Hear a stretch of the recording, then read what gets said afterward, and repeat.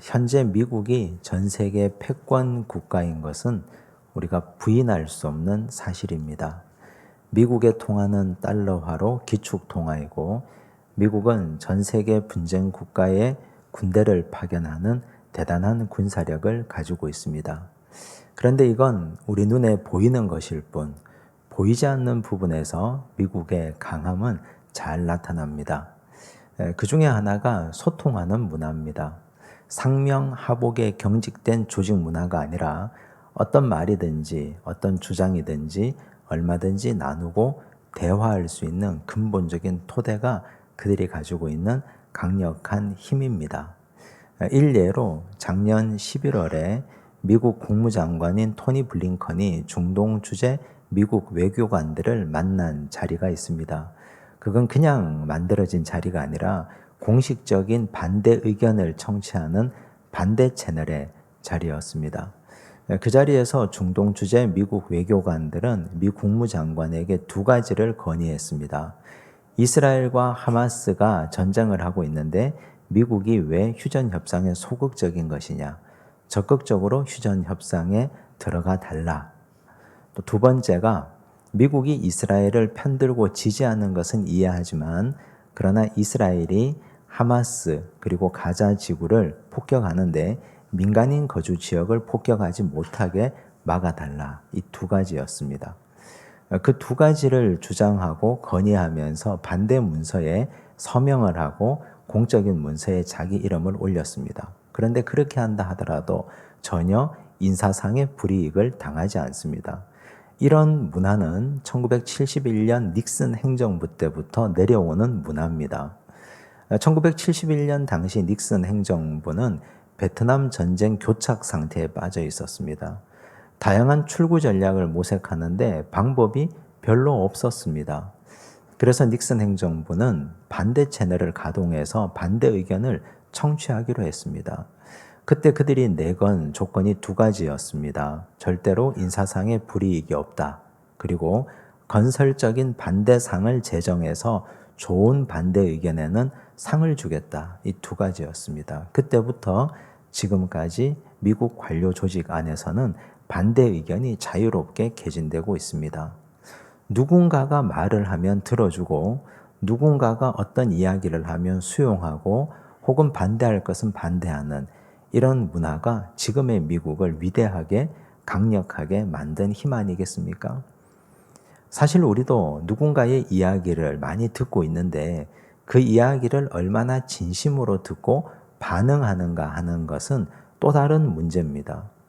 누군가 어떤 사람이 나를 반대하는 것 수용하기가 쉽지 않습니다. 내 인격에 대한 반대라고 여기기 쉽기 때문입니다.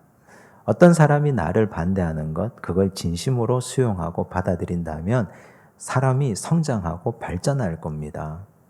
이건 믿음 생활에서도 마찬가지입니다. 하나님께서 우리에게 주시는 말씀에 우리는 적극적으로 반응해야 됩니다.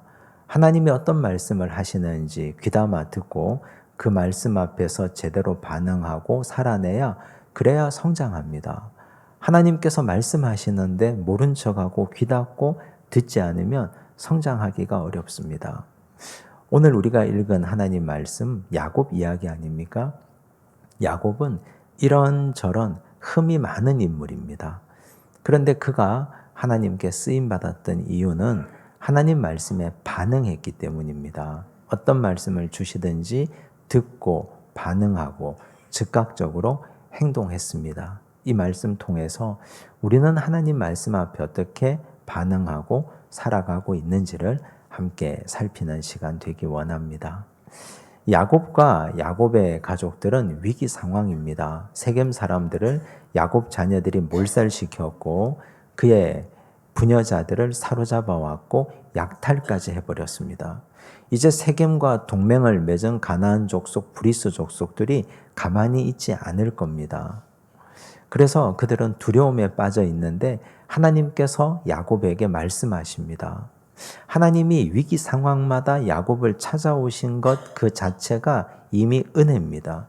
그런 놀랍고 귀한 은혜를 덧입었습니다.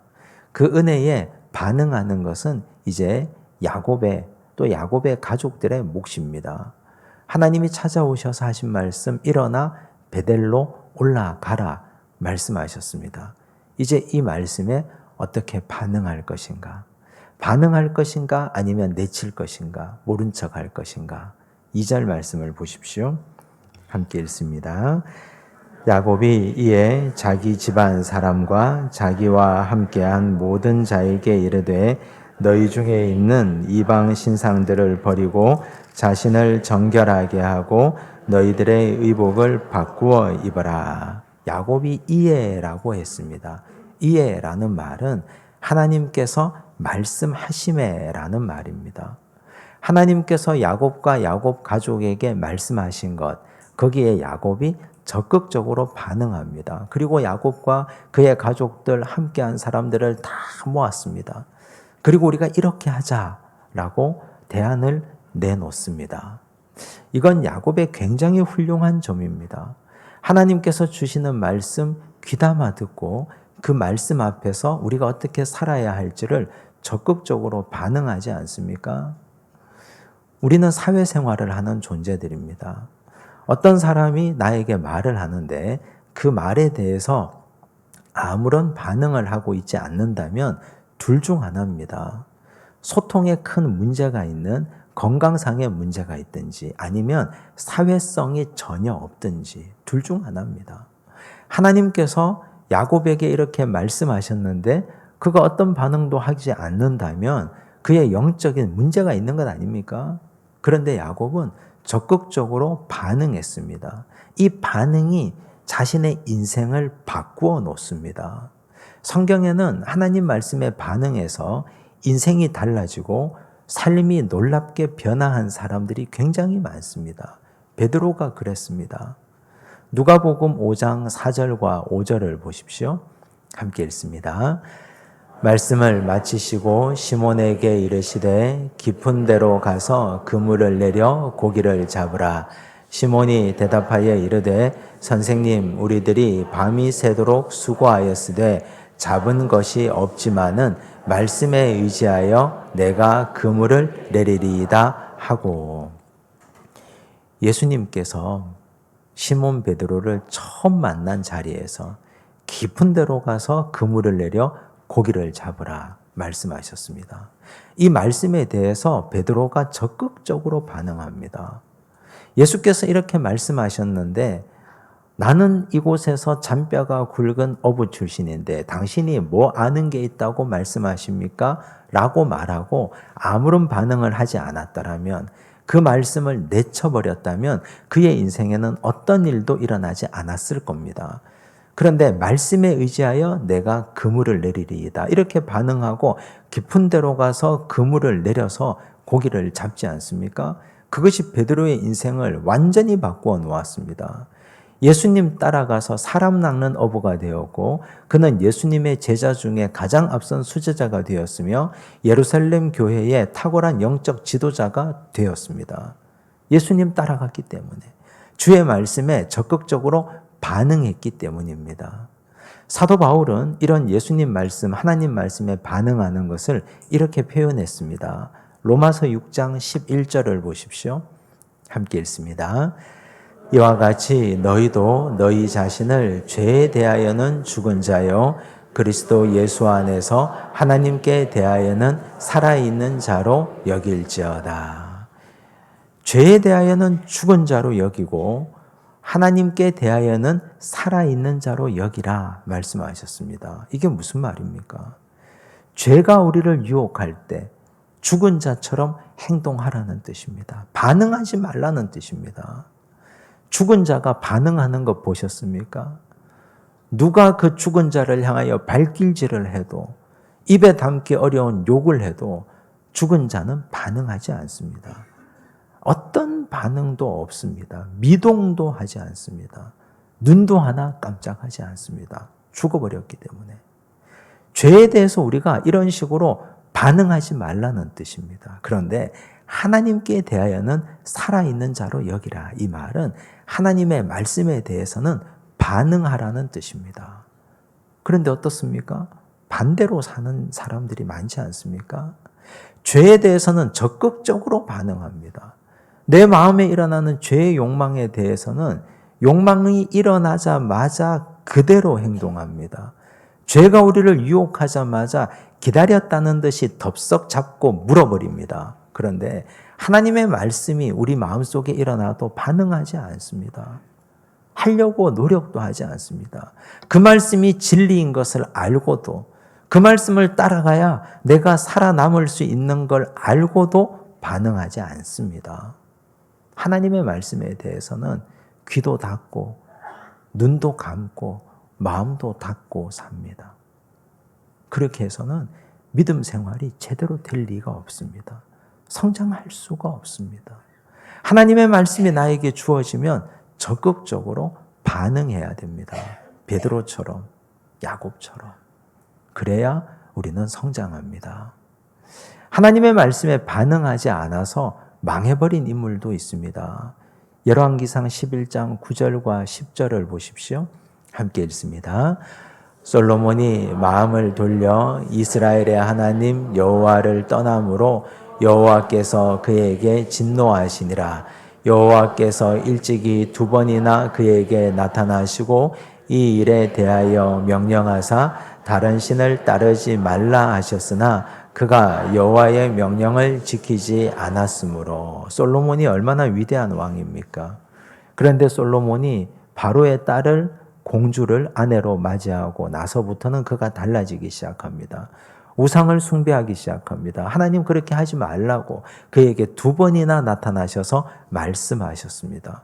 하나님이 말씀하셨으면 반응해야 될 것 아닙니까? 그렇게 하면 안 됩니다. 그게 그가 살 길입니다. 그런데 솔로몬은 하나님의 금지 명령에 반응하지 않습니다. 듣지 않습니다.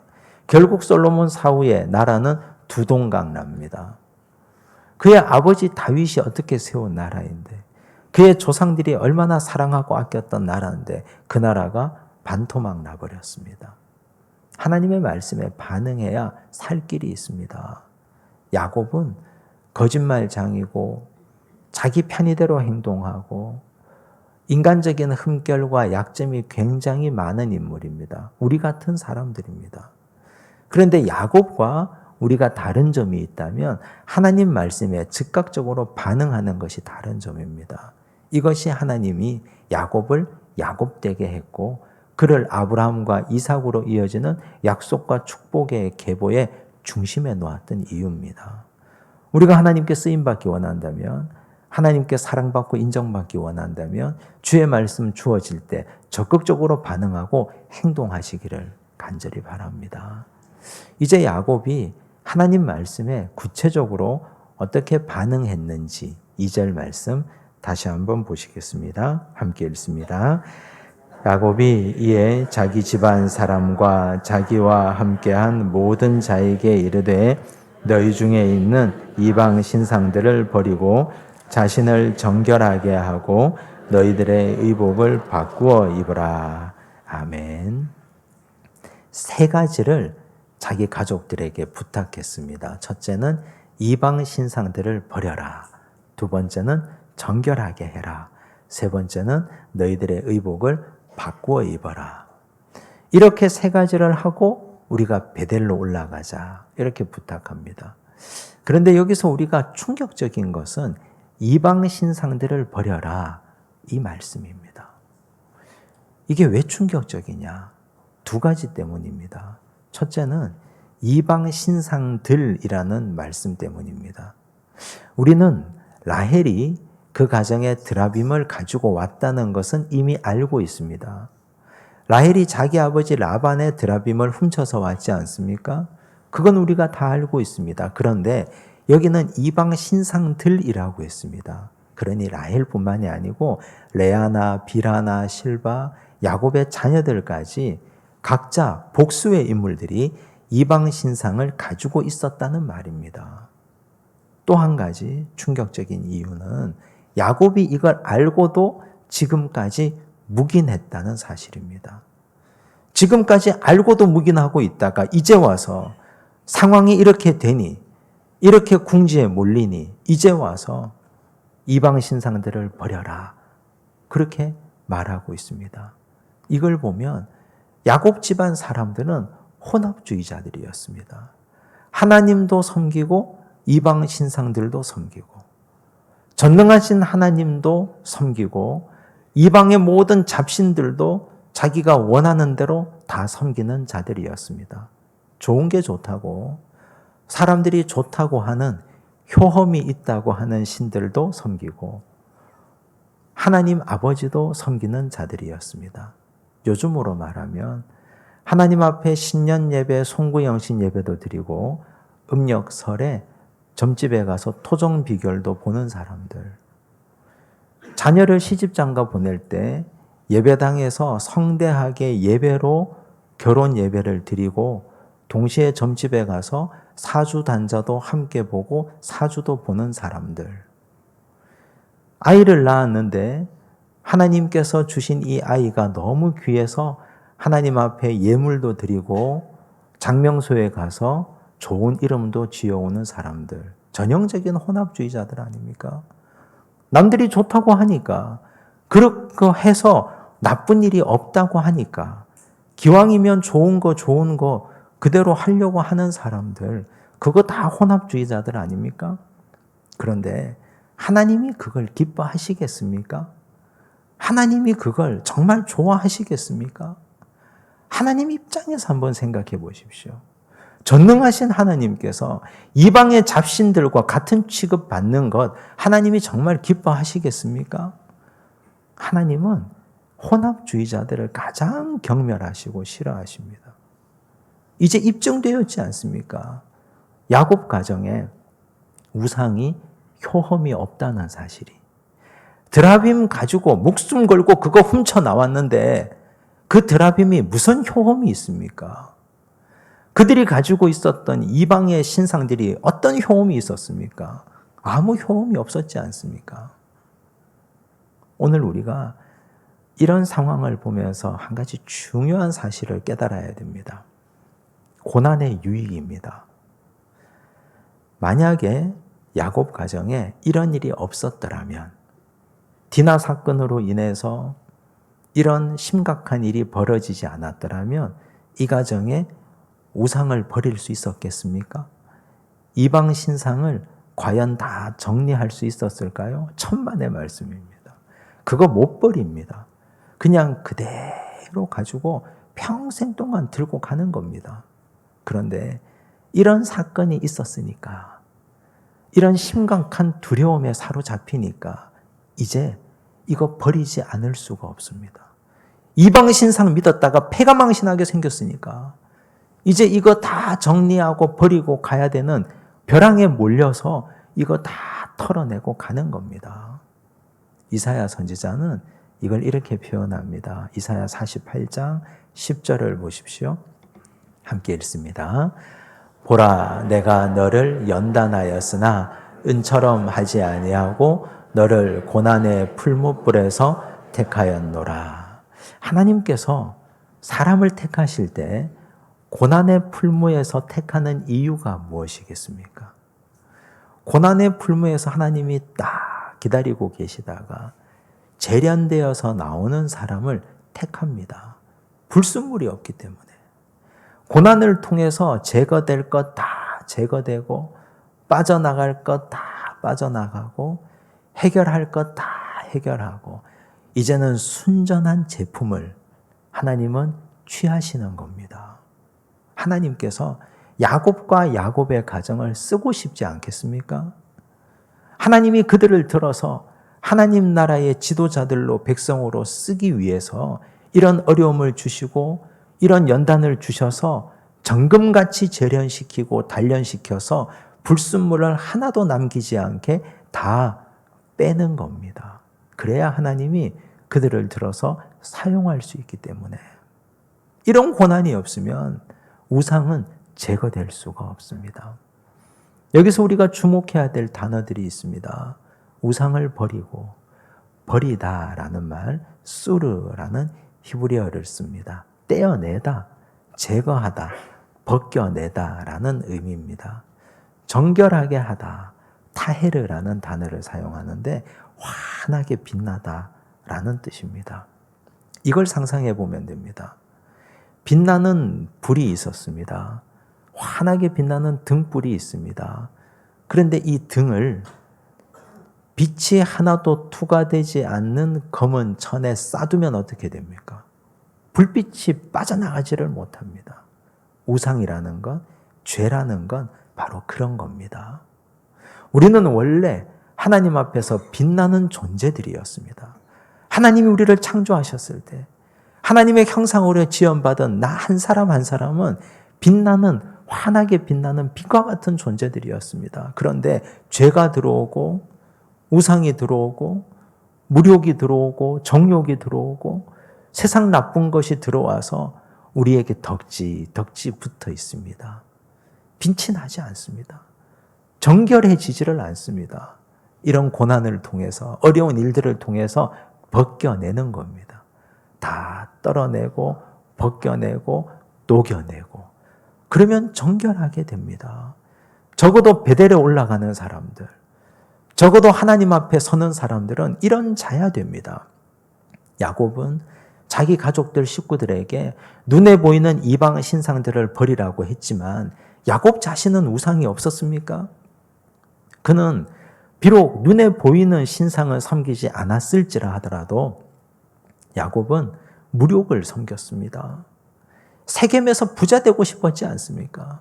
세겜에 땅을 사고 자기를 위하여 집을 지었습니다. 물질이 그에게는 우상이었습니다.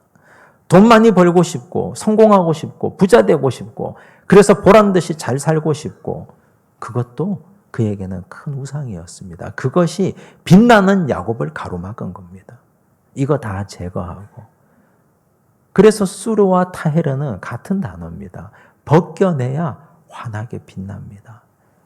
깨끗하게 되려면 하나님이 고난을 통해서 우리 인생을 손보십니다.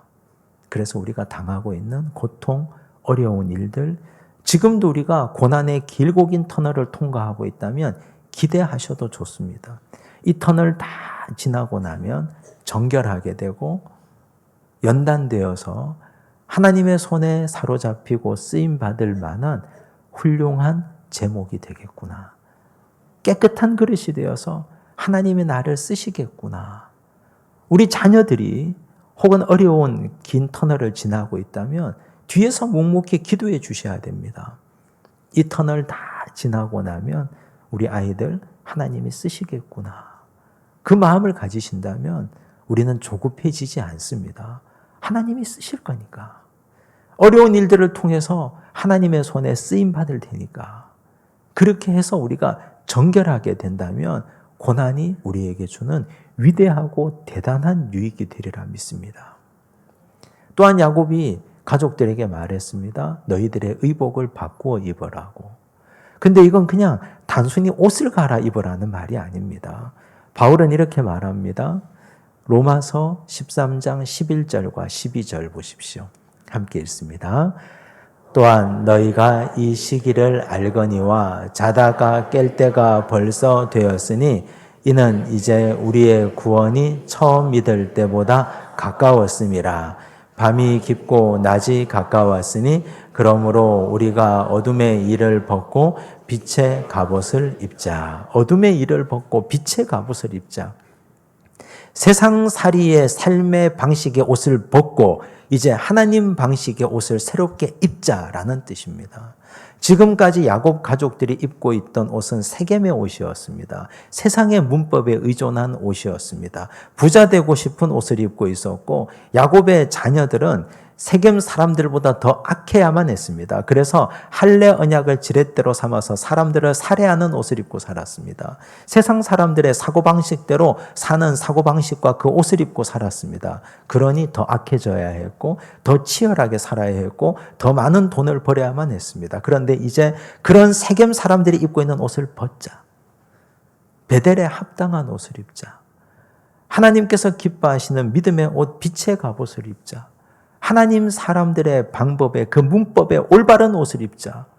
그렇게 말하는 겁니다. 그래야 하나님께서 기뻐하시는 믿음의 백성들로 베델에 올라가기에 합당한 사람이 되지 않겠습니까? 야곱이 가족들에게 반응한 것은 바로 이런 겁니다. 이렇게 반응해서 우리가 하나님께서 기뻐하시는 인생을 살자 했습니다. 그리고 한 번 더 자녀들, 가족들을 독려합니다. 3절을 보십시오. 함께 읽습니다. 우리가 일어나 베델로 올라가자. 내 환난 날에 내게 응답하시며 내가 가는 길에서 나와 함께 하신 하나님께 내가 거기서 제단을 쌓으려 하노라 하매. 우리가 일어나 베델로 올라가자. 한 번 더 독려합니다. 그런데 이렇게 말하는 야곱의 마음이 떨렸을 겁니다. 두려웠을 겁니다. 왜냐하면 자녀들이 반응하지 않으면 당신이 뭔데 우리에게 이래라 저래라 하느냐 하면 이미 지금 야곱은 가장의 권위를 상실한 상태 아닙니까? 이방 신상들을 버려라. 정결하게 해라. 의복을 바꾸어 입어라. 이제 일어나서 베델로 올라가자. 이게 통하겠습니까? 이렇게 말해서 각자 뿔뿔이 안 된다고 말하고 집안에 싸움이 일어나면 그거 어떻게 감당하겠습니까? 그런데 놀라운 일이 일어납니다. 4절 보십시오. 함께 읽습니다. 그들이 자기 손에 있는 모든 이방 신상들과 자기 귀에 있는 귀고리들을 야곱에게 주는지라. 야곱이 그것들을 세겜 근처 상수리 나무 아래에 묻고 순순히 내어놓습니다. 이방 신상들을 가족들이 다 가지고 나왔습니다. 심지어 폐물들도 가지고 나옵니다. 세겜 사람들의 문법에 익숙했던 그들의 옷을 치장했던 귀고리들, 그거 다 내놓습니다.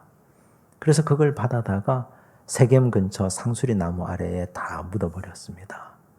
여러분, 어떻게 이런 일이 일어났겠습니까? 야곱은 얍복 강가에서 이미 가장의 권위를 상실했습니다. 하몰과 세겜이 와서 협상 테이블을 차렸을 때도 그때 야곱은 그 자리에 앉지도 못했습니다. 그런데 어떻게 이런 일이 일어났겠습니까? 그의 아버지로서의 권위, 가장으로서의 권위가 회복된 겁니다. 권위가 무엇입니까? 진짜 권위가 나이로 됩니까? 권력으로 권위를 살 수 있습니까? 돈이 많다고 권위가 생깁니까? 그 자리에 오래 앉아 있었다고 권위가 생깁니까? 권위는 결코 그렇게 생기지 않습니다. 특별히 영적인 권위는, 영적인 힘은 하나님의 말씀에 순종하고 그 말씀대로 사는 사람에게 생기는 겁니다. 하나님께서 우리에게 주시는 말씀에 야곱이 적극적으로 반응하니 잃어버린 가정의 권위가 회복되지 않습니까? 달라진 건 아무것도 없습니다. 하나님 말씀 듣고 그대로 순종하고 그 말씀 받아서 전한 것밖에는 다른 것 없습니다. 우리가 잃어버린 권위를 회복하기 위한다면 큰 소리 낼 필요도 없습니다. 돈도 필요 없습니다. 권력도 필요 없습니다. 우리가 야곱처럼 하나님 말씀에 반응하면 됩니다. 그 모습을 우리 자녀들이 볼 것이고 우리 믿음의 후배들이 볼 겁니다. 교회가 가진 권위가 예전 같지 않은 이유가 뭡니까? 교회가 하나님 말씀에 제대로 반응하지 않기 때문에, 교회 지도자들이든 목회자와 장로님들과 성도들이 그렇게 살아내지 않기 때문에 세상을 향한 권위가 예전만큼 그렇지 않은 겁니다.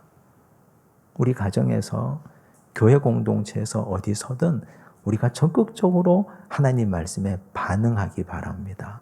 그러면 잃어버린 권위도 회복되고 문제도 해결될 줄로 믿습니다. 기도하겠습니다. 아버지 하나님, 감사합니다. 야곱은 흠이 많은 인물이었습니다. 그럼에도 불구하고 하나님 말씀이 주어질 때 적극적으로 반응하고 순종했습니다. 이방 신상들을 버리고 자신을 정결하게 하고 의복을 바꾸어 입으라는 이 말에 가족들이 순종합니다. 하나님 말씀에 반응하니 가족들도 야곱의 말에 반응합니다. 주여, 우리도 이런 권위를 회복시켜 주옵소서. 우리가 하나님 말씀에 적극적으로 순종하고 반응하여 잃어버린 영적 권위를 회복하게 하여 주시고, 교회도 가정에도 우리 삶의 자리에도 권위가 있게 하여 주시옵소서. 모든 말씀 예수님 이름으로 기도드리옵나이다. 아멘.